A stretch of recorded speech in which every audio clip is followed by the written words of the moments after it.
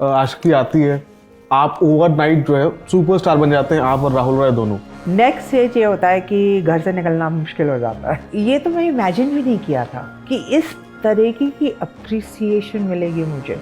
आशिकी को हर चीज़ के लिए अवार्ड्स मिले। आशिकी हुई कैसे? जैसे वो बड़ा एक इंटरेस्टिंग किस्सा चलता है। ये रोल आपके लिए लिखा गया है और सिर्फ आप इसको प्ले कर सकते हैं।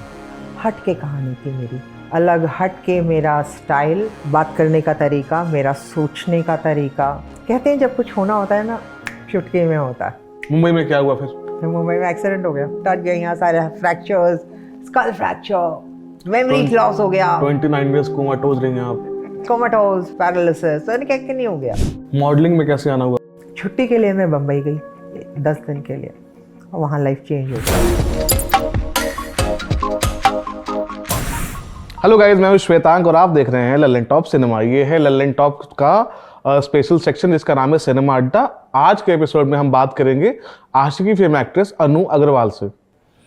तो हम बातचीत शुरू करते हैं अपनी। ये आशिकी वगैरह वाला ये कैसे शुरू हुआ, कैसे आना हुआ फिल्मों में? क्योंकि ऐसे बताते हैं कि बचपन से आप दिल्ली में पली बड़ी पैदा हुई, तो आपको एक्टिंग का ज़्यादा शौक नहीं था, आप करती थी, एमेच्योरिश करती थी, स्कूल में भी किया आपने, तो फिर इतना प्रोफेशनली कैसे आना डिसाइड हुआ? पता क्या है ना, जीवन में जब कुछ होना होता है ना तो उसकी शुरुआत पहले से होती है। हम लोग सोचते हैं कि अरे ये एकदम से हो गया, ये कैसे हो गया। आपने, काफ़ी लोग मुझसे पूछते हैं, आपने आशिकी, अच्छा महेश भट्ट आपके पास आए थे, ओहो आप पैलेस में थी, आपको फिल्में नहीं करनी थी? हाँ नहीं करनी थी, क्योंकि सुनते रहते हैं मैंने ये बातें करी। आपने एक दिन के अंदर, फिर 10 दिन के अंदर पिक्चर साइन कर ली, ये कैसे हुआ? तो मैं कहती हूँ कि इसकी हर चीज़ की शुरुआत बहुत पहले से होती है। और महेश भट्ट जी ने मुझे कहीं पहले देखा और भी कहीं और देखा। मेरे कुछ, क्योंकि मॉडलिंग में उस समय मेरे इंटरव्यूज़ आते थे, ज़्यादातर मॉडल्स के, किसी मॉडल के इंटरव्यूज़ नहीं आते थे, बट इट सो हैपन कि मेरे इंटरव्यूज़ आते थे। एंड ही रेड, उन्होंने कहानी, उनको एक इंटरेस्टिंग लगी कि ये लड़की जो है, अलग कहानी, अलग हट के कहानी थी मेरी, और अलग हट के मेरा विचार, अलग हट के मेरा स्टाइल, मेरा बात करने का तरीका, मेरा सोचने का तरीका, वो सब कुछ बिल्कुल भिन्न था लोगों से, बाकी लोगों से। तो उनको ये लगता, उनको इंटरेस्ट तब से, तो कई साल से वो मुझे देख रहे थे। और ये पिक्चर जब फाइनली, कहते हैं जब कुछ होना होता है ना, चुटकी में होता है, राइट? आपने अपनी लाइफ में भी देखा होगा। So and then it just happened. तो एक्टिंग जो है वो मेरे लिए मेरा बचपन का इंटरेस्ट है, और बचपन से मैं कर रही हूँ एक्टिंग, और acting is a part of my life. Acting ऐसा नहीं कि एक अलग चीज़ है, वाओ अब आपने एक्टिंग शुरू कर दी, नहीं। एक्टिंग तो मैं थिएटर पहले कर रही थी दिल्ली में, तो दिल्ली में पैदाइशी हुई। पहले आप मैच्योरिस्ट एक्टिंग करती थी, है ना? आप पहले स्कूल से भी करती थी, स्कूल के प्लेस में पार्ट लेती थी। हाँ। फिर आप कॉलेज में आई, कॉलेज में आप बास्केटबॉल खेलती थी, करेक्ट, है ना? आपकी इच्छा थी कि आप बास्केटबॉल स्टेट टीम ज्वाइन करें। हाँ। तो वो वर्कआउट नहीं हुआ, क्या हुआ? नहीं, वो क्या हुआ था कि मेरे लाइफ में ना इतने एक्सीडेंट्स हुए। मेरा एक्सीडेंट हो गया था कोर्ट पे, जब मेरे को 10th में ग्रेड में थी, तो उन्होंने मुझे चूज़ किया। उन्होंने कहा भाई now you will be a part of state team. तो कुछ लड़कियों को चूज़ किया था। फिर हमारी प्रैक्टिस लड़कों के साथ होती थी to get better in the game. तो हर संडे को लड़कों के साथ प्रैक्टिस, तो लड़कों के साथ प्रैक्टिस हो रही थी। मैं 11 तब तक 11th ग्रेड में आ गई थी, और लड़कों के साथ प्रैक्टिस हो रही थी। और वहाँ जो है बड़ा इंटरेस्टिंग इंसिडेंट हुआ, क्योंकि एक लड़कों की टीम थी और लड़कियों की टीम थी ऑपोजिट। अच्छा। तो लड़का जो है बॉल ड्रिबल करते हुए भाग रहा है, मैं उसके पीछे कि जैसे ही वो रुकेगा पास करने के लिए, मैं बॉल छीन लूँगी और मैं वापस अपनी टीम को पास कर दूँगी, राइट?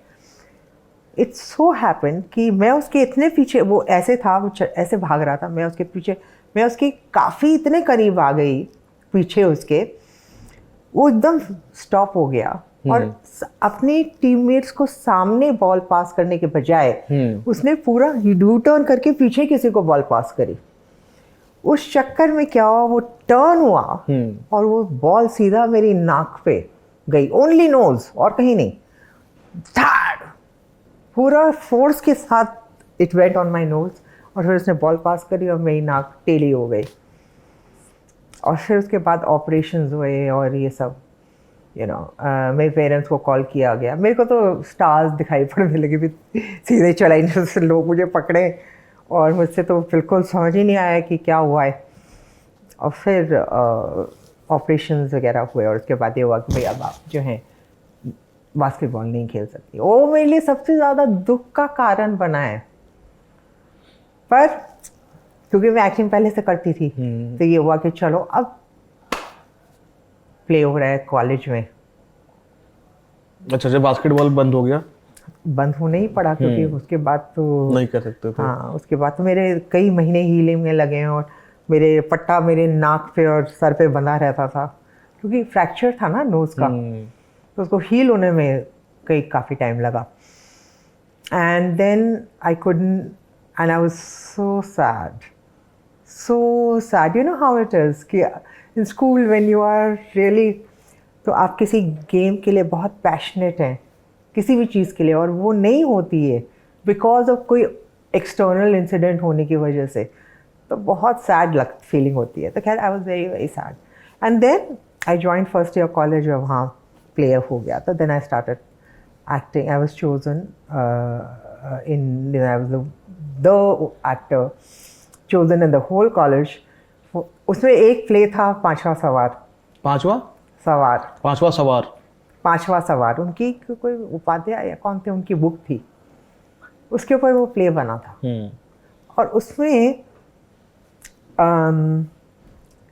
12 लड़के थे और एक लड़की थी, और वो कहानी क्या थी, स्टोरीज थी। पूरा जो प्ले था ना वो छोटी छोटी कहानियाँ थी, अलग अलग कहानियाँ अलग अलग लोगों की।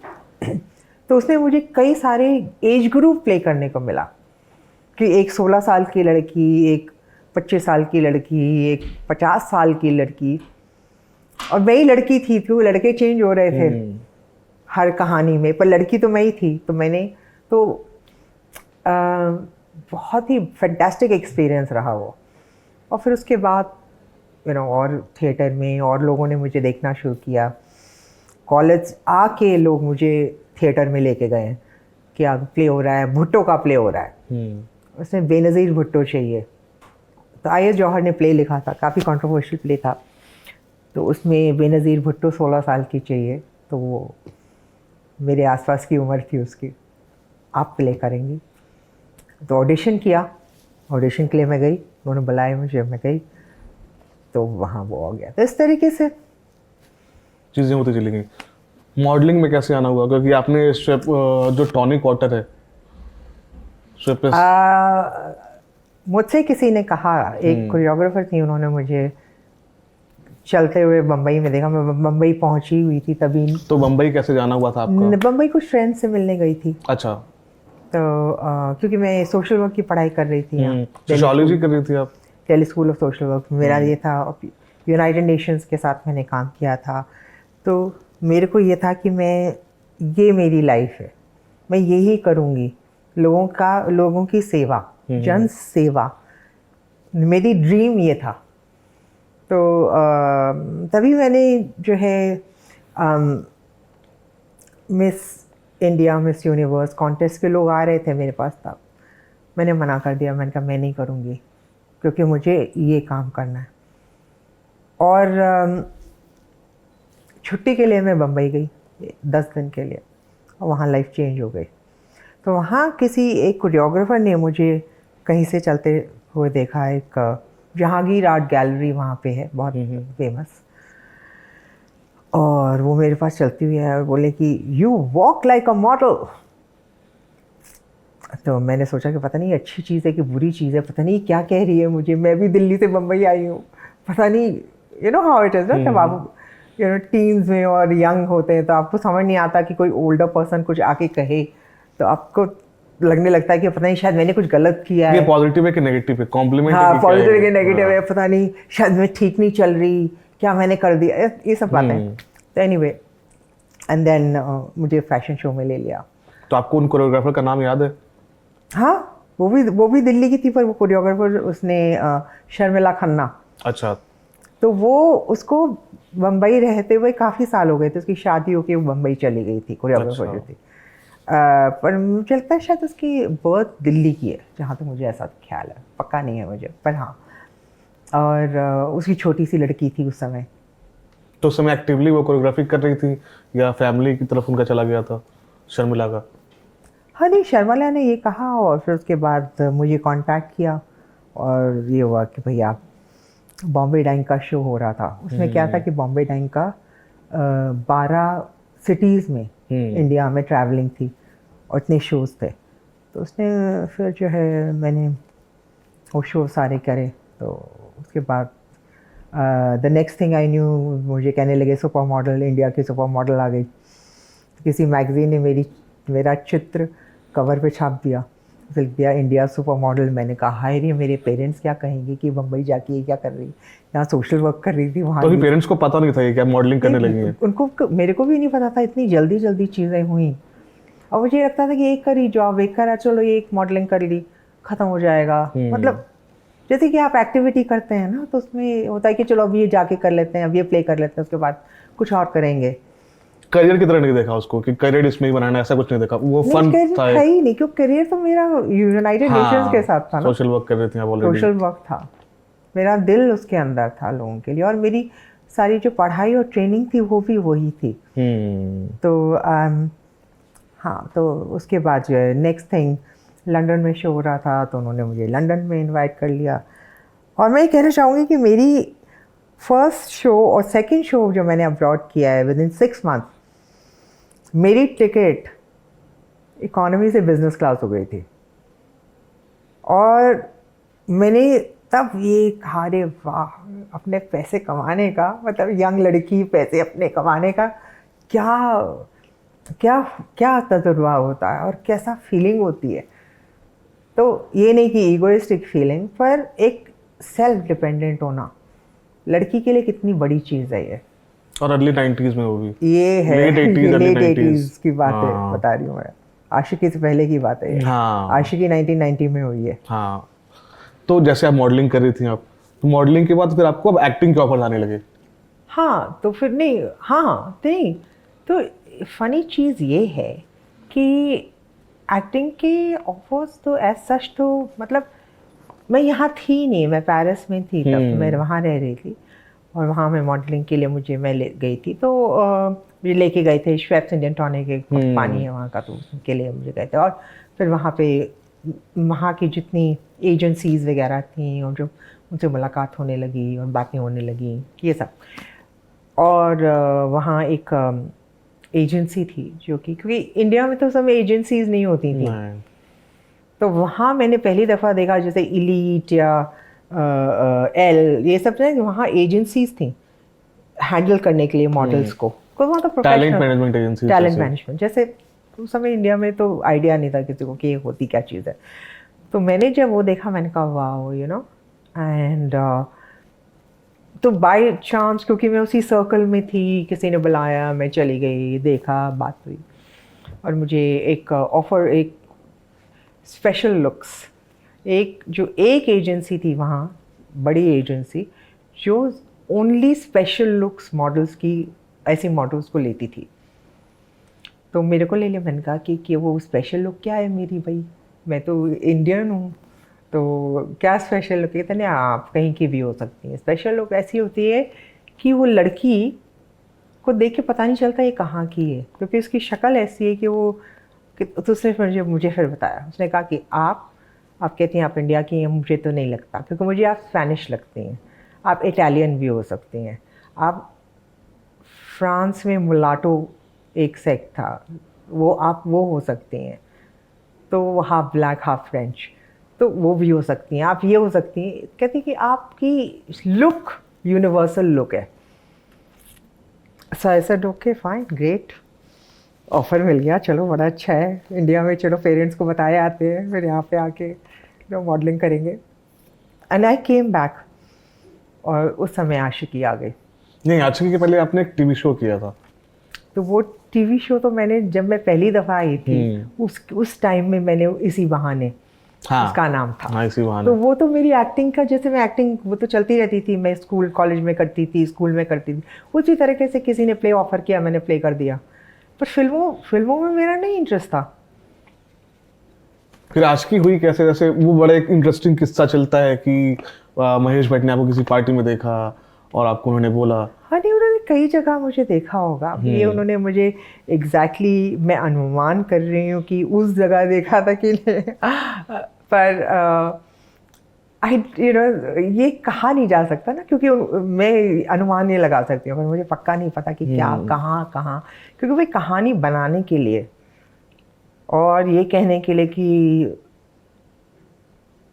ये रोल आपके लिए लिखा गया है और सिर्फ आप इसको प्ले कर सकती हैं, तो इतना कहने के लिए उन्होंने बहुत मेरी स्टडी करी होगी ना। उन्होंने ये भी कहा था कि अगर आप नहीं करेंगी तो ये पिक्चर नहीं बनेगी। हाँ। और फिर जब आपने हाँ की पिक्चर के लिए, तो आपने एक list of terms and conditions उनको भेजे कि इन ये शर्तें हैं मेरी। हाँ, तो जब मैंने हाँ करी तो नहीं, पहले मैंने कहा कि मुझे पिक्चर नहीं करनी, ये सब बातें हुई। खैर एनीवे कर, तो मैंने कहा देखिए, जो हीरोइनें जो करती हैं वो मैं नहीं करूँगी। मैं आपको अभी बता रही हूँ, आप प्लीज़ अभी मना कर दीजिए, बिकॉज बाद में मुझे पंगा नहीं चाहिए। तो अभी मैं आपको बता रही हूँ कि मैं जो हूँ, मेरे बाल स्ट्रेट बाल थे, ये बाल मेरे ऐसे ही स्ट्रेट थे शुरू से। उस समय कर्ल्स की फैशन था और स्टेप कट होते थे लड़कियों के बाल, झोवे बने होते थे। मैंने कहा मैं नहीं करूँगी, मेरी शक्ल देखते रहे। मैंने कहा मैं इस तरीके के कपड़े जो वो पहनती थी उस तरीके से, यहाँ तक कि वो और डांस हो करना, वो नहीं करूँगी। मैं फॉल्स लैशेस नहीं लगाऊंगी, मैं उस तरीके का मेकअप नहीं करूँगी, सफ़ेद मेकअप, फेयर स्किन और खूब सारा लिपस्टिक एंड पिंक ब्लश, मतलब कि जो पूरी हीरोइन जो होती थी उस समय की, ये सब नहीं करूँगी, ये नहीं करूँगी, ये नहीं करूँगी। और मैंने कहा अब ये कहेंगे ओके बाय। तो तुम क्या करोगे फिर? तुम एक्ट्रेस जैसे नहीं दिखना चाहती, उसकी तरीके से स्टाइल नहीं तुम करना चाहती, तो भाई हिंदी फिल्म है। तो मैंने कहा मना कर देंगे मुझे और मैं फिर पेरिस चली जाऊँगी। उन्होंने कहा Anu whatever you want, fine, that's fine. और मैंने फिर उनको बताया मैं अपना ड्रेस डिज़ाइनर अपना लाऊंगी। उस समय डिज़ाइनर्स नहीं होते थे, स्टाइलिस्ट, डिज़ाइनर्स, नाम भी नहीं था कहीं, किसी को पता ही नहीं था कि वो होता क्या है। मुझे पेरिस वगैरह में जाके पता चला कि क्या है, क्या मतलब होता है उन टर्म्स का जो आज हैं। We have designers, stylist, hair and makeup team, whole entourage. नहीं थे। तो उस समय कपड़े डिजाइन कौन करता था फिर, जो लोग एक्टर्स जो पहन रहे हैं फिल्मों में? या टेलर्स वगैरह होते थे, जो कई टेलर्स थे जो फिल्मों की डिज़ाइनिंग करते थे कपड़े। तो टेलर से डिजाइन करते थे, वही सिलते थे? डिज़ाइन नहीं करते थे, उनको जाकर बताते थे कि भाई ये चाहिए, इस तरीके का चाहिए। कुछ थे छोटे मोटे एक दो लोग जो आ जाते थे, पता नहीं, मेरे पास तो आए थे एक दो लोग। मैंने तो उनको, मैंने कहा भाई, क्योंकि मैं तो पेरिस में, तो मैं तो इंटरनेशनल फैशन मुझे पता था, तो वो मैंने उनके कपड़े देखे, मैंने कहा अरे बाप रे। फिर उसके बाद मैंने महेश से कहा कि मैं तो ये मेरी लुक रहेगी। तो भानु अथैया जो थी ऑस्कर विनर थी, तो उन्होंने, उनसे मैंने कोई मॉडलिंग जॉब किया था उनके साथ, तो हमारी कुछ बातें हुई थी। और मेरा भी इंटरेस्ट कपड़ों में शुरू से है, फैशन में। मेरी मम्मी जो हैं उनका बहुत फैशन में इंटरेस्ट है, कि क्या बचपन से, कि क्या ड्रेस पहनेगी, कौन सा कलर होगा, इसके साथ कौन सी ईयरिंग होगी, ये सब वो बचपन से मेरे को बताती थी। तो मेरे को बचपन से फैशन का वो है इंटरेस्ट। और मुझसे कहते थे लोग कि आप शो स्टॉपर हैं, क्योंकि आपका स्टाइल एकदम अपना है। तो ये मेरी बैकग्राउंड से आया ये। और फिर भानु अथैया से मेरी बात हुई थी, तो मैंने कहा ठीक है आप, तो मैंने उनको फ़ोन कर लगा दिया। तो बोलिए आप, मैंने कहा शायद पता नहीं करेंगी कि नहीं, हिंदी फिल्म करेंगी कि नहीं करेंगी। उन्होंने जो है गांधी एटनबरो की पिक्चर थी जो, और उसके अलावा अवार्ड भी मिल गया। और भी कई फिल्मों में काम किया उन्होंने, बहुत सारी फिल्मों में काम किया। तो वो इमीडिएटली बोली, Anu I would love to do it this thing for you, I would love to do it. अरे वाह। फिर मैं उनसे मिलने गई और फिर हमने बनाना शुरू किया कि ये लड़की जो है अनु वर्गीज इस पिक्चर में वो क्या पहनेगी, वो लंबी गाउन पहनेगी, टाइप पहनेगी, वो क्या पहनेगी, कि ये सलवार कमीज पहनेगी। उस समय तो लड़कियां सारी ज़्यादातर सलवार कमीज वगैरह टाइप पहनती थी, तो ये क्या पहनेगी। तो फिर ये हुआ कि भाई ये क्रिश्चियन ऑर्फनेज में है लड़की, तो इसके कपड़े थोड़े क्रिश्चियन होने चाहिए, करेक्ट। हाँ। फिर वो हमने उस तरीके से डिज़ाइन, फिर ये कि इतना भी कि लड़की जो है, क्योंकि ये डरी सहमी हुई लड़की है, किस बैकग्राउंड से आती है, क्या हाँ, फाइनेंशियल तो बैकग्राउंड बैकग्राउंड के हिसाब से डरी सहमी लड़की, ना पेरेंट्स नहीं है और ऑर्फनेज में बड़ी हुई है। तो कितनी सारी वो स्टडी करी उसकी, उस कैरेक्टर की, कि ये लड़की किस तरह के कपड़े पहन सकती है। फिर वो कि नहीं, यहाँ तक का कॉलर और फुल स्लीव्स। ये आप और भानु डिस्कस कर रहे हैं? हाँ, मैंने और भानु ने बैठ के बात, मुझे भी मज़ा आया क्योंकि मुझे इंटरेस्ट है इसमें, जिस चीज़ में इंटरेस्ट होती है वो करने में मज़ा आता है, राइट। और फिर ये कैरेक्टर बनाने में, बिल्डअप करने में, क्योंकि मैं तो I was an international model, right. तो मैं तो, मेरी स्टाइल था, मेरी वॉक थी, I already was living with a boyfriend, तो मेरा I was living in Paris. तो यहाँ पे जो है अब इस लड़की क्या करेगी ये, तो उसका वो किस तरीके से, वो अगर वो बात करेगी पेट्रन से तो उसकी शक्ल देखेगी कि नीचे देखेगी, वो नीचे देखेगी कि वो पेट्रन उससे बहुत बड़ा है और वो उसको टॉर्चर करता रहता है, तो उसमें डर भी है, भय भी है। तो क्या है, वो क्या फीलिंग करती है, व्हाट डज शी फील। तो चाय, क्यों उसको चाय पसंद है कि नहीं पसंद है, पीती है कि नहीं पीती, दूध पीती है, दूध तो मिलता ही नहीं होगा ऑर्फनेज में। तो मतलब सारी उसकी कैरेक्टर को ब्रेक डाउन करके, ये मैं हर रोल के साथ करती हूँ, और उसको ब्रेक डाउन करके और डिफरेंट सर्कमस्टेंसेस में उसको कैरेक्टर को देखना।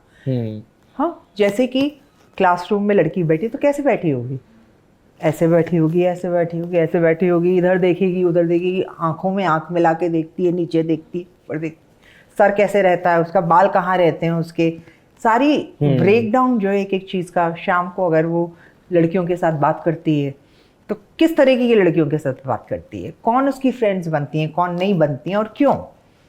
तो ये सारा पूरा ब्रेकडाउन एक कैरेक्टर को बनाने में किया जाता है। तो मतलब पहले जैसे आजकल तो खैर बाउंड स्क्रिप्ट्स होते हैं और ये होते हैं, बहुत सारी चीज़ें होती हैं, तो क्या आशिकी का बाउंड स्क्रिप्ट था? कुछ नहीं था। कुछ नहीं था। तो क्या आपको कैरेक्टर के बारे में बताया गया था कि ये कैरेक्टर इस तरह का है, उसके बारे में कुछ लिखा हुआ था? कहानी तो नहीं, Only कहानी। नहीं, ये मेरा ये था, नहीं, मुझे कहानी पूरी सुननी होती थी कि कैरेक्टर क्या कर रहा है, तो वो मुझे पता था, बट उससे ज़्यादा कुछ नहीं होता था उस समय। कैरेक्टर के बारे में आपको ज़्यादा कुछ नहीं बताया जाता था, आपको खुद बिल्ड करना पड़ता था उसको स्क्रैच से। हाँ, so I had to from scratch वो बनाना, पूरा कैरेक्टर का अनुमान, उसको बनाना, तो ये उसको बनाना पड़ता था पूरा। इसमें राइटर्स और डायरेक्टर्स कितनी हेल्प करते थे एक्टर्स की? हाँ, नहीं, but see the thing is कि डायरेक्टर्स आर ऑलवेज देयर। अगर आपको कुछ बात उनसे पूछनी है तो वो उनकी तो फिल्म है, उन्होंने लिखा फिल्म है उनकी, राइट, तो उनकी इंटरेस्ट में है ये बात, और वो खुश भी होते हैं। कई दफ़ा कई लोग इरिटेटेड भी हो जाते हैं कि ज़्यादा ही पूछती है, इतने क्यों पूछती है, राइट। पर मैं इतना नहीं पूछती थी किसी से, मैं अपना दिमाग लगा के कैरेक्टर बनाती थी कि क्या होगा, क्योंकि मैं तो बचपन से कर रही हूँ एक्टिंग, तो मुझे आइडिया है कि किस तरीके से हम कैरेक्टर फॉर्म कर सकते हैं, तो वो मैं उस तरीके से फॉर्म करती थी कैरेक्टर। आशिकी आती है, आप ओवरनाइट जो है सुपरस्टार बन जाते हैं, आप और राहुल रॉय दोनों। पोस्ट क्या, उसके बाद क्या होता है पोस्ट आशिकी? नेक्स्ट स्टेज ये होता है कि घर से निकलना मुश्किल हो जाता है। हर जना आपको पहचानता ही नहीं है। लोग जो हैं वो, मतलब कि आशिकी की बात तो ये तो मैं इमेजिन भी नहीं किया था कि इस तरीके की अप्रिसिएशन मिलेगी मुझे, और लोग इतने कॉम्प्लीमेंट्स, और वो जो कैरेक्टर मैंने प्ले किया था उसके प्रति इतनी सिंपैथी। मेरे को फिर लेटर आते थे, हजारों लेटर्स हर हफ्ते, अनु तुम फिक्र मत करो, मैं हूँ तुम्हारे लिए। क्योंकि उनको ये याद आता था कि किस तरीके से ये टॉर्चर हुई है। फिर राहुल भी उसको बोल देता है कि ये नहीं वो नहीं, मतलब इतना डिफ़िकल्ट लाइफ रही है उसकी, पर फिर भी वो लव में बिलीव करती है। फिर भी वो पेरिस नहीं जाती, फिर भी वो राहुल के लिए रुकती है। इवन दो राहुल उसको कह देता है ये नहीं करो, मतलब कि उसको, मतलब कि he is very rude to her, उसके बावजूद भी वो उसका जो एक प्रेम में, जो एक लव में उसका जो एक you know not just interest but her belief एक लव में और लड़के में और साथ रहने में, उस लड़के के साथ इतना वो इनोसेंट और इतना स्ट्रांग है कि वो कुछ भी हो जाए, लड़का कुछ भी करे तो भी वो उसको छोड़ती नहीं है। एक आप जो कह रही हैं उससे मुझे एक बड़ी सुंदर प्यारी बात याद आई है। सलीम खान जो हैं वेटरन फिल्म राइटर हैं, उन्होंने बड़ी सुंदर बात कही थी, लव और पेरिश। एग्जैक्टली। तो बड़ी प्यारी बात है, तो याद आ गया आपके कहने से बिल्कुल। मुझे। तो आशिकी के बाद ऐसा कोई जेस्चर, फैन जेस्चर रहा हो जो आपको बिल्कुल याद रहेगा कि अरे यार ये तो क्रेजी है, ये सब तो मैंने सोचा ही नहीं था कि ये हो जाएगा, ऐसा कोई फैन जेस्चर? हाँ, मतलब कि जैसे कि कितनी सारी चीज़ें हैं। और एक मेरा उस समय एक बॉयफ्रेंड भी था, राइट, जो कि फिल्मों से उसका कोई संबंध नहीं था बिल्कुल भी। म्यूजिशियन था वो, और वो भी वेस्टर्न म्यूजिशियन, इंडियन म्यूजिशियन नहीं था। पर ये है कि मतलब कि लाइफ इतनी डिफ़िकल्ट क्यों हो गई, क्योंकि एक तरफ तो इतना अप्रिसिएशन, तो वाओ, तो ऑफ कोर्स तो खुशी होती है सुन के, राइट। पर उसके बाद मैं अगर डिनर पे बाहर गई तो वहाँ सब लोग, मतलब कि शेफ़ और मतलब सारा स्टाफ आके खड़ा हो जाता था, और सारे लोग अपनी टेबलें छोड़ के खड़े हो जाते थे कि फ़ोटो, मतलब कि आप ऑटोग्राफ दीजिए, फ़ोटो लीजिए। तो खाना भी आधा छोड़ छोड़ के मैंने शायद खाना उसके बाद मैं कंप्लीट ही नहीं कर पाती थी, तो इसलिए फिर मैंने खाना घर पे ही या कहीं अंदर ही खाना शुरू किया। बट बाहर जाना ही इम्पॉसिबल हो गया। और लड़के की सपोर्ट नहीं मिल रही थी, क्योंकि वो जो है मेरा बॉयफ्रेंड, मैं उसको फुल सपोर्ट, जो वो कर रहा था, चाहे वो पैसा बना रहा था नहीं बना रहा था मैंने उसको फुल सपोर्ट दी। बल्कि मैं क्योंकि मैं इतना मैंने कमाना शुरू कर दिया था मॉडलिंग के साथ उसके, तो कुछ नहीं है, मैं शेयर करूँगी पैसे, आई विल। बट उसके बावजूद मैंने देखा कि जहाँ मैं जब स्टार बन गई तो वो, मतलब कि वो खड़ा नहीं, मेरे साथ में नहीं खड़ा होता था, वो छोड़ छोड़ के मुझे चला जाता था। अगर कोई लोग मेरे पास आए तो छोड़ के चला गया, मतलब कि गुस्से में मुझे देखता था उसके बाद। इनसिक्योरिटी में भी? हाँ, इनसिक्योरिटी थी। तो मतलब मेरी क्या गलती है इसमें? ऑलरेडी मैं हैंडल कर रही हूँ कि स्टारडम ये वो, मेरी फैमिली फिल्मों से नहीं है, मुझे तो आइडिया ही नहीं था कि ऐसी लाइफ होती है, और ना मैं इसके लिए मैंने कभी चाहत करी थी। तो फिर भी अब अभी आ गई मेरे सर पे, अब आ गई तो मैं तो अच्छा लग रहा था? हैंडल कर रहे थे, अच्छा था कुछ, पर लेकिन बहुत बुरा भी था। उसके नेगेटिव्स ज़्यादा थे। अच्छा, आशिकी के बाद जो आपने काम किया, आशिकी के बाद आपकी नेक्स्ट फिल्म थी गजब तमाशा, अगेन सेम जोड़ी, राहुल रॉय एंड अनु अग्रवाल, नहीं चली पिक्चर वैसी। तो आपकी एक एक्सपेक्टेशन थी, जैसे आशिकी के बाद होता है ना कि आपकी पहली पिक्चर इतनी बड़ी ब्लॉकबस्टर है, तो सेकंड फिल्म से और सेम पेयर रिपीट हो रहा है, तो उससे क्या कुछ एक्सपेक्टेशंस थी आपकी? हाँ, नहीं, यही हुआ था हमारे साथ भी। आफ्टर आशिकी दूसरी हमने फिल्म साइन करी थी गजब तमाशा, तो उसमें हम दोनों थे। और लकी वो उस पिक्चर की प्रॉपर मार्केटिंग मार्केटिंग नहीं हुई। पिक्चर बहुत अच्छी थी वैसे, बहुत कहानी भी बहुत, it was the family drama, और उसकी मार्केटिंग मैं पोस्टर्स में मेरा पूरा in short dress, I am like swinging, my skirt is flowing away, and उसकी मतलब Marilyn Monroe style। हाँ, तो उसकी जो पब्लिसिटी थी, बिकॉज पिक्चर उस बारे में नहीं थी, पिक्चर थी फैमिली ड्रामा। लेकिन उसको आपके नाम पे, उसके एक्टर्स के नाम पे प्रमोट किया हाँ, जाता था। मेरे नाम पे ही बेच रहे थे वो पिक्चर उसको, बट पर उसको भी मेरे को किसी और तरीके से दिखाया, फैमिली ड्रामा के तरीके से नहीं दिखाया, तो वो नहीं चली, वो मतलब पता नहीं चली कि नहीं चली, I don't know, I didn't here about it. पर अच्छी वो पिक्चर करने में बहुत मज़ा आया, बहुत मज़ा आया मुझे, क्योंकि वो रोल बहुत अच्छा था। तो जब नहीं चली पिक्चर तो कैसा लगा फिर? उसके बाद फिर किंग अंकल आ गए। हाँ। तो मैं जब शूटिंग कर रही थी वहीं पे ही राकेश रोशन आए, शूटिंग पे आए थे, जब मैं इसकी गजब जब तमाशा तमाशा की की शूटिंग, शूटिंग कर रही थी तो मैंने वो साइन कर ली।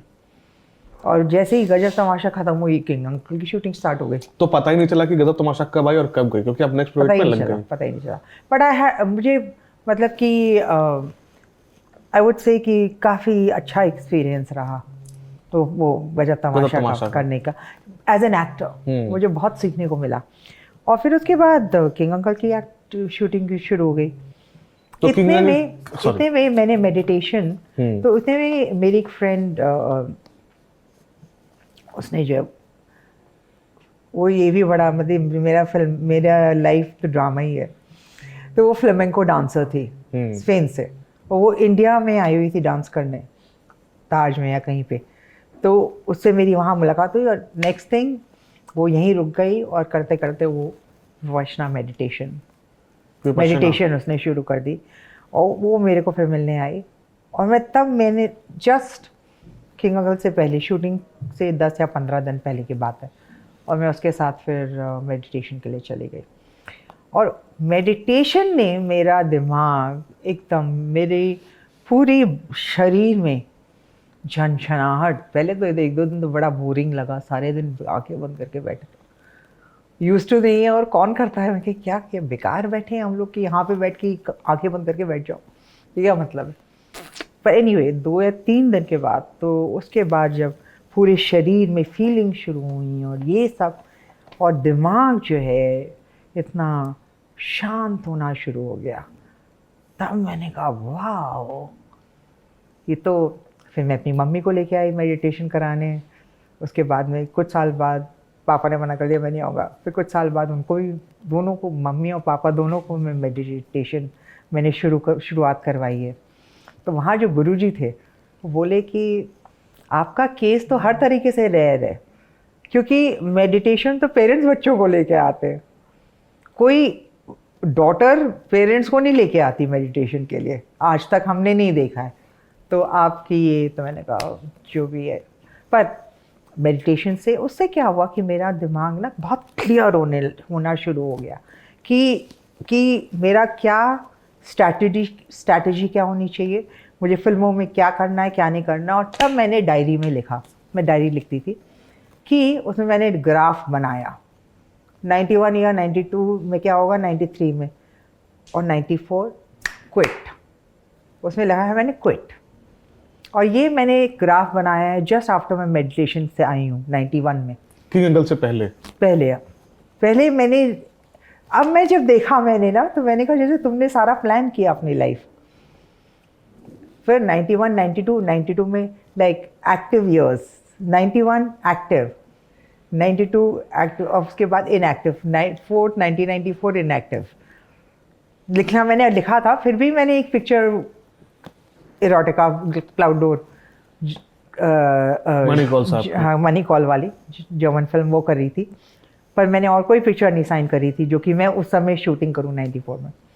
तो ये किंग अंकल की शूटिंग शुरू हुई, तो आपको पता था कास्ट क्या होने वाली है फिल्म की? किसकी? किंग अंकल की कास्ट तो हाँ क्लियर थी, वो तो सारे मेरे पास, तो वो काफ़ी एंड में आए। अच्छा, पिक्चर पहले शूट चल रहा था? नहीं, शूट नहीं कर रहे थे, उनकी प्लानिंग चल रही थी पिक्चर।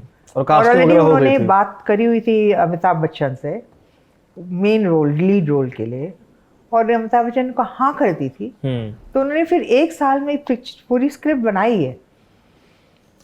जब वो मेरे पास आए तो ऑलरेडी ये साइन नहीं थे, पर ये सब क्लियर था कि ये अमिताभ प्ले करेंगे, ये होगा, इस तरह की शूटिंग होगी, शिमला में शूटिंग होगी, यहाँ पे शूट, सारा ग्राफ पूरा क्लियर था पिक्चर का। और क्योंकि मेरे लिए क्या था कि ग्राफ क्लियर होना चाहिए, नहीं तो मैं पिक्चर साइन नहीं करूँगी। इसलिए 99% तो पिक्चरें डंप हो गई, क्योंकि ग्राफ किसका तैयार है। तो फिर चेंजेस कैसे हुए? क्या? किंग अंकल की कास्ट में शाहरुख खान है, जैकी श्रॉफ है, पहले आप अमिताभ बच्चन बता रही हैं। हाँ, अमिताभ बच्चन थे। फिर लास्ट मिनट तो मेरे को जिस दिन उन्होंने साइन किया, अगले दिन वो अमिताभ बच्चन के पास गए कि भाई चलो साइन कर लेते हैं व्हाटएवर, एंड कुछ बात मुझे नहीं पता क्या बात हुई, but he didn't do it, he backed out. And then फिर उन्होंने फ़ोन किया मुझे कि ये है, अब क्या करें, किसको लें, कि मैं सोच रहा हूँ। And then by evening he thought of Jackie Shroff and he called me and said कि आई एम टेकिंग हिम। मैंने कहा ठीक है फाइन। तो जैकी श्रॉफ वाले कैरेक्टर में ही अमिताभ बच्चन पहले करने वाले थे वही कैरेक्टर। शाहरुख वाला कैरेक्टर पहले से था। शाहरुख खान का कैरेक्टर सेकंड रोल था। हाँ वो तो ठीक इट है। वाज सो क्या होता है कि किसी भी फिल्में जैसे बनती हैं, पहले लीड रोल देखे जाते हैं, जब वो फाइनलाइज हो जाते हैं फिर बातें सेकंड और थर्ड रोल्स और इन सब की होती हैं। ये बात है 91 92 की। ये है 92 की बात है। 92 की बात। 93 में, हाँ 92 की बात है। क्योंकि तब शाहरुख उतने बड़े स्टार भी नहीं थे। नहीं। क्योंकि तब शाहरुख की कुछ एक फिल्में दीवाना वगैरह आई थी, लेकिन शाहरुख उनमें भी दीवाना में देखेंगे आप तो सेकंड पार्ट में आते हैं। हाँ। तो प्राइमरीली शाहरुख उस समय उतने बड़े स्टार नहीं हुए थे। ठीक है, और किंग अंकल भी वैसी कोई बड़ी हिट नहीं रही कि जिसके बाद पूरा करियर चेंज हो जाए, ऐसा कुछ हो जाए। शाहरुख का स्टारडम शुरू होता है 93 94 से, जब बाजीगर वगैरह आती हैं और डर आती है। डर तो लेट आती है खैर, बट उस समय उसका स्टारडम चलना शुरू होता है। कैसा था फिर सेट पे होना, ये इतने बड़े स्टार जैकी श्रॉफ, शाहरुख खान नहीं थे but still, Rakesh Roshan. I think that सबसे ज़्यादा तो I was handling my own stardom. मैं इतनी बड़ी स्टार थी वहाँ, और मैं एकदम सिंपल दिल की लड़की हूँ, तो मुझे वो मतलब कि जी मैडम आप यहाँ बैठिए and you know that top star treatment, you know वो बहुत मुश्किल हो रहा था मेरे लिए हैंडल करना। तो बाकी तो हमारी कास्ट में तो 15 या 20 लोग थे, क्योंकि वो भी फैमिली ड्रामा था, तो कई लोग थे। और लड़की जो थी उससे ज़्यादा मेरा इंटरेक्शन हुआ है, जो लड़की छोटी लड़की थी पिक्चर में, तो उसके साथ वो मैं और जैकी कई सारे सीन्स थे, तो ये इंटरेक्शन इन लोगों के साथ ज़्यादा हुआ है। शाहरुख के साथ उतना इंटरेक्शन नहीं रहा सेट पे। शाहरुख के साथ ज़्यादा नहीं, क्योंकि उसके साथ मेरे कोई सीन्स नहीं थे।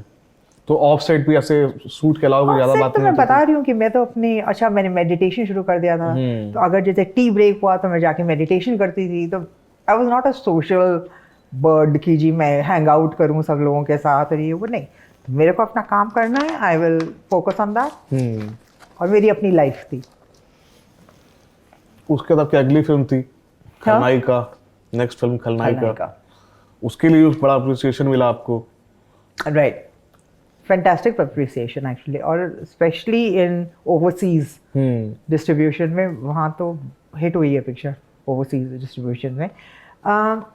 खलनायिका वाज अगेन यू नो, क्योंकि मेरा क्या था ना कि I wanted to play different roles in the lead category, क्योंकि लीड कैटेगरी मुझे मिली हुई थी। आई नॉट दैट कि मैं देखूं कि मैं लीड करूंगी, ये ऐसा तो मैंने किसी से कहा नहीं कभी, बट मेरा ये ऑलरेडी, हाँ Aashiqui was lead, so lead में ही थी मैं। तो मैं कहती थी कि I want to play characters, not just the you know heroine. And वो मेरे पास रोल्स आए, लोगों ने अपने आप, डायरेक्टर्स ने कोई फिल्म वो बना रहे हैं, उन्होंने मेरे बारे में सोचा, जैसे कि खलनायिका, जैसे कि तिरड़ा मणिरत्नम की पिक्चर, तो उन्होंने मेरे बारे में मुझे एक रोल बनाया कि ये रोल अनु को देना है। एंड आई यू नो मेरी स्पेशलिटी लोगों को एक दिखाई पड़ने लगी। मैंने ये किसी से कभी कहा नहीं कि जी मैं स्पेशल हूँ या ये मैं डिफरेंट हूँ। आपको स्टार से हटा के एक्टर के तौर पर देखा जाने लगा, हाँ, कि आप परफॉर्मर हैं जिनको अच्छे कैरेक्टर रोल्स करवाए जा सकते हैं। And then you know I mean it was a big thing, क्योंकि मेरा एंट्री फिल्म वर्ल्ड में 1990 में हुई और 1993 में मुझे 1990 में हुई है। देन फर्स्ट जो फिल्म फेयर अवार्ड हुआ, तो और कोई अवार्ड नहीं, film fair award was like the Oscar of you know award. And जब वो फर्स्ट अवार्ड हुआ है, आशिकी रिलीज के बाद हुआ है, तो हर हमको आशिकी को हर चीज़ के लिए अवार्ड्स मिले। तो कितनी दफ़ा स्टेज पे हम लोग गए हैं और आए हैं नीचे, ठीक है, वो हुआ। और मुझे यहाँ तक कि आशिकी के लिए मुझे 40 या 50 अवार्ड्स मिले हैं ऑल ओवर द वर्ल्ड। जैसे कि मुझे मॉरिशस में बुलाया, वहाँ के जो the head, the president whoever gave me an award there, so I was called to Mauritius. So you know, and you know, so there are so many things. I was in New York. So after Ashiki, two things became extremely popular. Nadeem Shravan का music and अनु अग्रवाल की acting, ये दो चीज़ें super hit हो गई थी। तो मैंने सब जगह मैंने ट्रैवल किया, पर बाय 1993 मुझे नॉमिनेशन मिल गया फिल्म फेयर अवार्ड का खलनायिका के लिए। तो कहाँ होता है ऐसा? और वो नेगेटिव कैरेक्टर था, वो नेगेटिव मतलब she was a she was a psycho killer, psycho character. तो फिर वो अवार्ड मिला आपको जिसके लिए नॉमिनेशन मिला था। मैं क्या कहने की कोशिश कर रही हूँ कि आप जो कह रहे थे कि जो है फिल्मों में जो मेरा चलना हुआ है वो इतना फास्ट हुआ है और इतना अमेजिंग हुआ है, क्योंकि इतनी जल्दी चीज़ें कहते हैं। 1993 में मैंने MTV लॉन्च करने के लिए मुझे अप्रोच किया गया, तो मेरे लिए तो I mean nobody MTV launch India में तो टीवी 2 घंटे का टीवी होता था उस समय, पता है आपको, चैनल्स नहीं थे कोई, only 2 hours TV used to be available in the full day. और इन्होंने उसमें MTV दिखाना शुरू किया, तो MTV का कोई शो आता था और मुझे वो शो पसंद आता था। नेक्स्ट थिंग आई नो 2 महीने में ये हुआ कि भाई MTV इंडिया में लॉन्च हो रहा है। मैंने कहा वाओ, और फिर मेरे पास कॉल आई कि आप आओगे, ऑडिशन हो रहा है। मुझे कभी ये नहीं लगा कि अरे मैं ये हूँ तो मैं थोड़ी जाती हूँ ऑडिशन, ये कभी never. Audition is a part of the game. बचपन से मैंने देखा पहले ऑडिशन होता है, फिर आपकी स्टार्ट होती है, प्ले हो चाहे कुछ भी हो। तो आई वेंट और एंड आई वाज सिलेक्टेड। तो इसलिए कई सारी चीज़ें करने को मिली मुझे जो मैं करना चाहती। मैंने I became one of the first endorsement करना। वहाँ तक कोई मॉडल तो थी ही नहीं फिल्म में as such. You may have like पहले कुछ 1-2 हुई, but I mean like super model, right? You didn't have that category before me. वो आई और उसके बाद एंड द थिंग इज कि मैं कई दफ़ा अपनी लाइफ को देख के सोचती हूँ कि you are sounding so egoistic, मैंने ये किया, मैंने ये किया, बट मेरी लाइफ अमेजिंग रही है। हाँ, लेकिन सोचिए उस टाइम पे जब कोई सब सुपर मॉडल कैरेक्टर या फीमेल एंडोर्सर्स उस तरह के होते नहीं थे, तब आपने कॉन्डम का ऐड किया है। हाँ, मैंने कॉन्डम जो अपने आप में कितना बड़ा ब्रेक थ्रू है। आई लव द फैक्ट कि आपने इतना अच्छा होमवर्क किया हुआ है पूरा। Oh my god, I love this. हाँ, right. So then I endorsed the condom because उसको मेरा ये था कि वो सोशल वर्क की बातें, population control and safe sex, so मैं लोगों तक ये पहुंचाना चाहती हूँ, क्योंकि मुझे हमेशा आता था कि लोगों तक मैं कैसे अच्छे से अच्छी चीज़ें पहुंचाऊँ। सोशल वर्क वाला आपका बैकग्राउंड वही बैकग्राउंड वो चल रहा है ना। वो तो क्या होता है कि बचपन में आप जो भी करते हैं ना यंग एज में, वो आपके अंदर घर कर जाता है। So when you grow up and you go forward, वो स्टाइल आपका वो बना रहता है, वो कहीं आपके दिमाग से वो आता रहता है कि ये इस तरीके से करना है। तो हमेशा लोगों के लिए मुझे बहुत मतलब very important people work for me. और उसमें आपका जो इमेज है और जो परसेप्शन ऑफ यू है जो मार्केट में लोगों को, वो भी कितना लिबरल रहा होगा। कि मतलब सोचिए कि कोई एक जो है कोई एक व्यक्ति है जो अपना एक कॉन्डम ब्रांड प्रमोट करवाना चाहता है, वो आपके पास आता है, मतलब आपकी एक इमेज ऐसी रही होगी ना कि नहीं ये कर सकती है, इनमें है, मतलब ये इतनी लिबरल है, मतलब संकीर्ण मानसिकता वाली नहीं है, हाँ, नैरो माइंडेडनेस नहीं है इनके अंदर, तो ये कर सकती हैं। तो एक इमेज में एक बड़ा रोल प्ले करता है मार्केट के अंदर। Correct.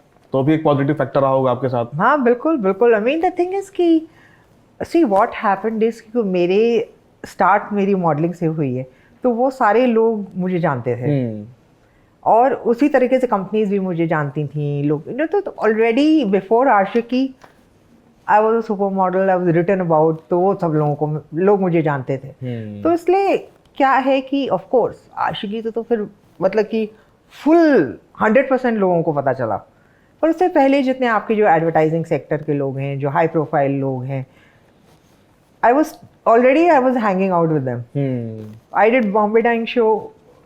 I was meeting the top of the line people, right from start. तो इसलिए शुरुआत से मेरी जो है सारे लोग तो जानते, इसीलिए वो। और मुझे सबसे पहले तो सबसे इंटरेस्टिंग पार्ट मुझे ये लगा कि जो आपने मेन स्ट्रीम सिनेमा में शुरुआत की, बहुत सारी मेन स्ट्रीम फिल्में की, फिर आप मनी कॉल की पिक्चर करती हैं। हाँ। मनी कॉल पायनियर्स ऑफ जो रहे हैं पैरेलल सिनेमा इंडिया में, हाँ जो 1969-70 से शुरू होता है, उनकी पिक्चरें आती हैं। हाँ आप उनकी पिक्चर करती हैं बादल द्वार, जिसको इंटरनेशनल मार्केट्स में हाँ। द क्लाउड डोर के नाम से रिलीज किया गया। करेक्ट। वो फिल्म कैन फिल्म फेस्टिवल में दिखाई जाती है। हाँ है, उसके बारे में वैरायटी लिख रही है, उसके बारे में तमाम जो इंटरनेशनल मीडिया है वो बात कर रही है। वो फिल्म कैसे हुई? आप पता है आपको, तो सही बात आप कह रहे हैं कि मीडिया, तो मुझे तब तक पता नहीं था कि वैरायटी जैसे है, what variety is like the Bible है वहाँ की बेस्ट की हाँ। For films and everything. तो वैरायटी ने प्रेज किया हमारी पिक्चर, मेरे को और पिक्चर को। और मैंने उसका क्लिप भी वैरायटी मैगजीन का रखा हुआ था, जो बुक में शायद आया था मेरी, जब मैंने बुक आई थी वैरायटी मैगजीन, राइट। सो और उससे क्या हुआ नहीं पता, सबसे बड़ी बात ये हुई कि अभी तक से मेरे को यहाँ के जर्नलिस्ट मीडिया मुझे इंटरव्यू करते थे, एंड मेरे को ये लगता था कि यार तुम लोग होमवर्क क्यों नहीं करते हो, क्योंकि वही क्वेश्चन हर मैगजीन वही क्वेश्चन। मैंने कहा अच्छा आपने इंटरव्यू नहीं पढ़ा, उसमें उस मैगजीन में मैंने ये सारा डिस्क्राइब किया। नहीं हम पूछना चाहते हैं, तो बड़ा बोरिंग लगता था। और फिर जब ये MTV आया तो New York times, Los Angeles times, ये लोग सब आए मेरे को इंटरव्यू करने, बिकॉज MTV इज ह्यूज ना, वहाँ वेस्ट में ह्यूज चीज़ है। तो वो लोग सब they flew to India to interview. तो post the cloud door, this is not post cloud, this is before cloud door. अच्छा, ये 93 की बात है। MTV क्लाउड वाले टाइम की डोर बात में है। हमने 94 में शूटिंग करी है, रिलीज 95 में हुई है। ये पिक्चर आपको कैसे मिली, कैसे और क्या, कहाँ से कुछ उसका वो पड़ा? नहीं, Mani Kaul was the director, he came to me. उसने भी जैसे लोग आए, ही केम, ही सेड कि ये रोल है, I want you to play this role. तो मतलब पता नहीं मुझे कैसे उन्होंने मुझे चूज किया, आई हैव नो आइडिया। तो आपने उनसे पूछा नहीं तो कि कोई why me? मतलब कोई ऑडिशन वगैरह भी अब तक तो ऑडिशन बंद हो गए, तो कोई ऑडिशन नहीं लेता तो था। आपने उनसे पूछा नहीं कि why you, why me? No, why me क्या? I mean, people were coming to me. Why me का तो मतलब नहीं था। क्योंकि वो रेगुलर सिनेमा नहीं था ना, वो regular Because mainstream the cinema thing नहीं is, था। because the thing is that he's a master film director. I can't ask him why me. I need to say thank you me. You know, I mean, जितने directors और बाकी जो आए उनको तो मैंने why me वाले तो मैंने बाय बाय कर दी ना ज़्यादातर। पर ये डायरेक्टर्स ऐसे थे कि it was like wow thanks कि आपने मेरे बारे में सोचा। द क्लाउड डोर के सेट पे होने का क्या एक्सपीरियंस कुछ है आपके, क्या सीखने को मिला, क्या नया क्लाउड, हुआ? ओ गॉड व्हाट, क्योंकि वो पहली दफ़ा मुझे ये समझ में आया कि इंटरनेशनल शूटिंग कैसे होती है, हॉलीवुड वगैरह की किस तरीके से शूटिंग। यहाँ पे क्या होता था इंडिया में, आपकी डेट्स हर महीने में बुक करी जाती थी। तो जैसे अब फॉर इंस्टेंस मैंने किंग अंकल शूटिंग करी, तो किंग अंकल की 4 दिन इस महीने, 10 दिन next month, 6 days in this month, इस तरीके से कट के शूटिंग होती थी। फॉर इंस्टेंस 93 द एंटायर, मैंने फिल्म में साइन नहीं करती थी, मैं कहती थी ये कंप्लीट कर लूँ फिर साइन करूँगी। तो अगर 2 फिल्में मैंने साइन करी, अब मैं ये कंप्लीट करूँगी, इसके बीच में साइन कर लूँगी दूसरी नेक्स्ट फिल्म। गया तमाशा, कंप्लीट करते करते अंकल आई, किंग अंकल साइन कर ली, और कोई फिल्म नहीं साइन करी। इतने लोग आ रहे थे उस समय, नहीं करूँगी। किंग अंकल शूट हो रही थी, मनी रत्नम आ गए उस टाइम में। मेरे वो आए नहीं थे, मतलब उनके यहाँ से कॉल आई चेन्नई से, तो वो उसकी बातें चालू हो गई, खलनायिका की बातें चालू हो गई। फिर अगले साल 93 डेट्स बुक हो गई, हर महीने 15 दिन किंग अंकल और खलनायिका, 15 दिन खलनायिका, लेकिन किंग अंकल कंप्लीट हो गई 92 में। 93 में 15 दिन खलनायिका, 15 दिन तिरड़ा। इस तरीके से करते करते 10 महीनों में पिक्चर नहीं कंप्लीट होंगी। क्योंकि मुझे ये था कि देखिए वहाँ उस समय तो 4-4 साल लगते थे पिक्चर कंप्लीट होने में, 5 साल। और द क्लाउड डोर के साथ क्या हुआ फिर? तो उसकी क्लाउड डोर तो 1 महीने में शूट, और सारी वो हम लोग जाके नीम राना, जयपुर से पहले दिल्ली के बीच में जगह है नीमराना, बहुत सुंदर पुराना महल है, वहाँ सारी शूटिंग हुई। तो वहाँ हम पहुँच गए, सारी पूरा क्रू वहाँ पहुँच गया और हम लोग वहाँ रहे 1 महीना पूरा, और हर दिन शूटिंग हुई है। वन गो में। So it was in one go. You know what I'm saying? वो that first of all that was amazing because वो continuity नहीं break होती ना. That was one thing. Second thing was that it was the कहानी सारा उसमें हमने पढ़ाई, इतनी पढ़ाई, इतना बड़ा उसने वो थप्पा पेजेस दिए मणिकौल ने। वो किसके थे? राधा और कृष्णा का जो प्रेम था वो क्या था, वो सारी पढ़ाई। काम सूत्र क्या है, उसकी पढ़ाई कैसे हुआ, तो ये सब हमने पढ़ाई, हमको तो पता ही नहीं है। ये सब हमारी भारतीय चीज़ें हैं, तो हमको स्कूल में नहीं पढ़ाया जाता। काफ़ी उसकी स्टडी, बहुत स्टडी, और वो मणिकौल ने करवाई। वो मैंने बाकी पिक्चर में खुद करती थी, इसमें मणिकौल ने सारी तैयारी कर रखी थी कि कैरेक्टर फॉर्म करने के लिए ये चीज़ें आपको पढ़नी चाहिए और ये वो। और दूसरी बात ये कि वो ध्रुपद, वहाँ पे जो गायन, ध्रुपद जो है older than classical Indian music, उससे पहले ध्रुपद था गाने का तरीका, तो वो उस पिक्चर में था। और मणिकौल भी स्टूडेंट थे ध्रुपद के, तो उनके गुरुजी के लड़के आए हुए थे और उसमें क्या कहते हैं कि वीणा बजाते थे वो, तो उसमें मेरा उसमें इंटरेस्ट हो गया और फिर मैंने ध्रुपद जो है सीखना शुरू कर दिया था। तो मुझे ये हुआ कि ये, मुझे ऐसा लगा कि ये इतना इम्पोर्टेंट है कि सब छोड़ के यही सीखो, तो वहाँ से ये शुरुआत हो गई। और आके फिल्में तो छोड़ ही रही थी, मतलब ख़त्म कर रही थी सारी। एक इंटरेस्टिंग चीज़ मुझे लगी जो मैं पढ़ रहा था, तो कि जैसे आपने महेश भट्ट को लिस्ट भेजी थी आपने आशिकी के टाइम कि मैं ये नहीं करूँगी, ये नहीं करूँगी, ये नहीं करूँगी। कट टू 1995 एक पिक्चर रिलीज होती है संजय गुप्ता की, राम शास्त्र। इसमें एक गाना है, अच्छा, that one with Love Machine. with this one, what is the actor's name? Sanjay Dutt. No, not with Sanjay Dutt. That song is with Kamshas. I don't remember this picture. पर अगर आप एक गाने की बात कर रहे हैं तो वो विनोद खन्ना के साथ गाना है, वो है, वो वाला लव गाना। मशीन जो है, हाँ, लव मशीन जो देव कोहली ने बनाया था। अच्छा, उषा लव उत्थुप ने मशीन, गाया नो था। No no, that is no, that's a different picture. अच्छा, दैट वाज कामशास्त्र। राम शास्त्र, तो उसमें सिर्फ मेरा एक गाना था, वो पिक्चर मैंने करी नहीं थी। ना वही वो कॉन्ट्राडिक्शन जो आया, मैं हाँ, वो तो बोल रहा हूँ। That was a song, it was a great song, I am a love machine, है ना, वही वाला। तो मैं बोल रहा था कि आपने पहले मतलब what I was like wow, Hindi picture में ये गाना, I am definitely doing it. It was new to you कि आपको लगा कि इंटरेस्टिंग आइडिया है। हाँ, जो आपको लगा इंटरेस्टिंग आइडिया है, वो एक रेगुलर आइटम नंबर या डांस हाँ, वैसा नहीं था। हाँ, and it was shot very well. In fact वो वाला गाना ऑलिवर स्टोन ने देख के मुझे पसंद कर लिया और मुझे हॉलीवुड में पिक्चर ऑफर हो गई थी। कौन सी? वो गाना, ऑलिवर स्टोन, हॉलीवुड डायरेक्टर। तो आपने की नहीं वो पिक्चर फिर? नहीं, मैं छोड़ रही थी ना, उसमें वो एक और कहानी है। तो आज नहीं बताएंगी? नहीं, बहुत सारी कहानियां हैं। ठीक है, आपने फिल्में छोड़ दी, हाँ, योगा करने लगी आप बिहार चली गई। हाँ। 1997 के अराउंड, राइट, वहां पे आप करम योगी बन गई। Correct. You came back to Mumbai आप वापस आई बैकपैक करने के लिए। 1999 में फाइनली बैकपैक करने के लिए मुंबई में क्या हुआ फिर मुंबई में एक्सीडेंट हो गया। कैसे हुआ वो? उसके एक्सीडेंट का वो मुझे एक थोड़ा सा बैक स्टोरी जानना है। वो पता क्या है, वो हुआ? एक्सीडेंट जो हुआ ना, उसकी क्या है कि हर चीज को देखने के कई नजरिए हो सकते हैं, राइट। पर वो एक्सीडेंट, मुझे पूरा ज्ञान जो मुझे अब तक ये सब योग ज्ञान और ये सब ज्ञान जो हो गया था, स्वयं ज्ञान सबसे बड़ा मुझे एक्सीडेंट ने कराया है। क्योंकि शरीर टूट गया, जब शरीर टूट गया तो क्या बचा? आत्मा बची।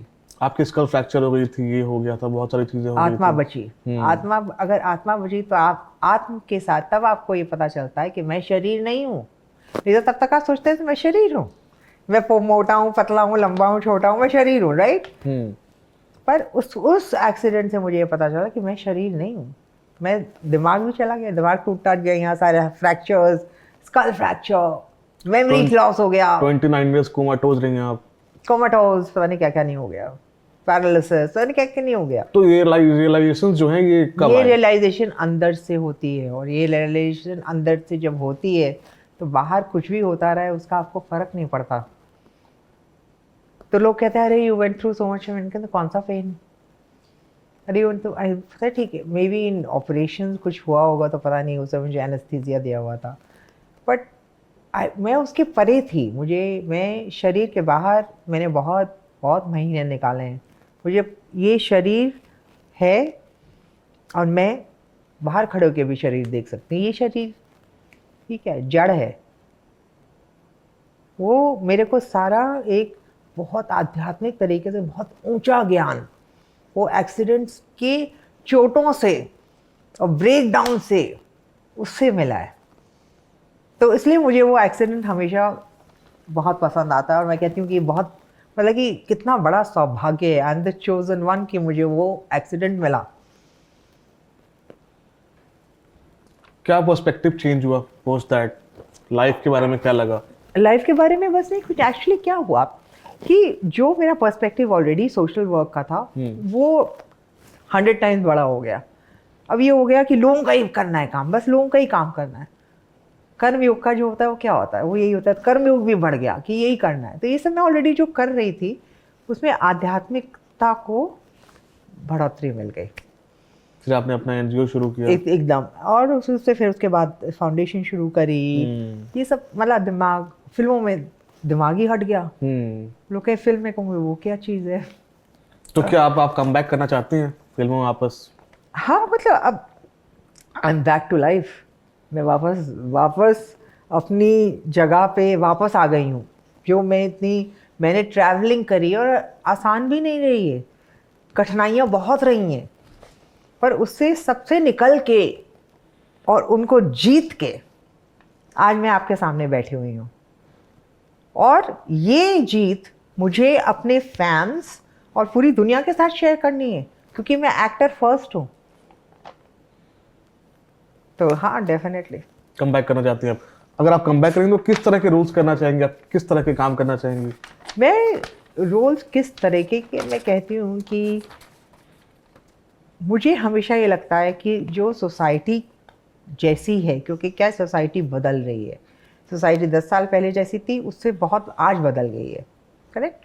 आज जैसी आज से 10 साल बाद बदल जाएगी। तो मैं चाहती हूँ कि करंट जो मुद्दे आज हैं हमारे साथ, जो हमारी कठिनाइयाँ हैं, जो हमारी कमज़ोरियाँ हैं, जो हमको रोकती हैं अपनी सेल्फ, अपना पूरा फुल पोटेंशियल बनने के लिए, मैं चाहती हूँ कि वो उन सब चीज़ों को कैसे लोगों के से दूर कैसे किया जाए। तो मेरी जैसे योग मेरा वही करता है, मेरी फाउंडेशन करती, पर अब मैं वो फिल्मों के थ्रू करूँगी, वही करना चाहती हूँ, क्योंकि मेरा दिल यही है कि लोगों का जीवन भला हो। Of course art, it has to be perfect art, बढ़िया से बढ़िया आर्ट, अच्छे से अच्छी टीम होनी चाहिए, अच्छे से अच्छी कहानी होनी चाहिए, अच्छे से अच्छी तरीका होना है शूटिंग का, और वो सब पूरा सब कुछ वो पूरा हो, बट रोल क्या फ़र्क पड़ता है, 1 मिनट का हो या 10 मिनट का हो या 1 घंटे का हो, आप रोल है, रोल है। और जब जिस तरीके से वो रोल प्ले करा जाता है उस तरीके से एक छोटा सा रोल आपको याद रहता है, किसी ने प्ले करा होगा। तो इसलिए रोल से क्या है, पर रोल और पूरा जो सेटअप है वो पावरफुल होना चाहिए। अब ये बात भी चल रही थी कि आपकी जो बुक है मेमोir जो आपने लिखा है, इसको भी अडेप्ट करने की बात चल रही थी कि इसको भी अडेप्ट किया जाना है। वो चल रही है बात, बहुत लोग इंटरेस्टेड हैं, तो कहाँ फंसा हुआ है मामला? बहुत लोग इंटरेस्टेड हैं, पर बात चल रही है। अभी मैंने किसी से फाइनलाइज नहीं किया है, बट होगा, ऐसा होना है, विल डेफिनेटली होगा। इट्स एन अमेजिंग स्टोरी यार, सारा मसाला है उसके अंदर। ठीक है, आपसे बात करके बहुत मजा आया। थैंक यू, नमस्ते। आपसे फिर से बात करना चाहेंगे, जब आपके कुछ प्रोजेक्ट्स नए आए तो हम फिर से बात करना चाहेंगे। Definitely, I would love to. अभी तो ये शुरुआत है। हाँ बिल्कुल। बिल्कुल। Thank you.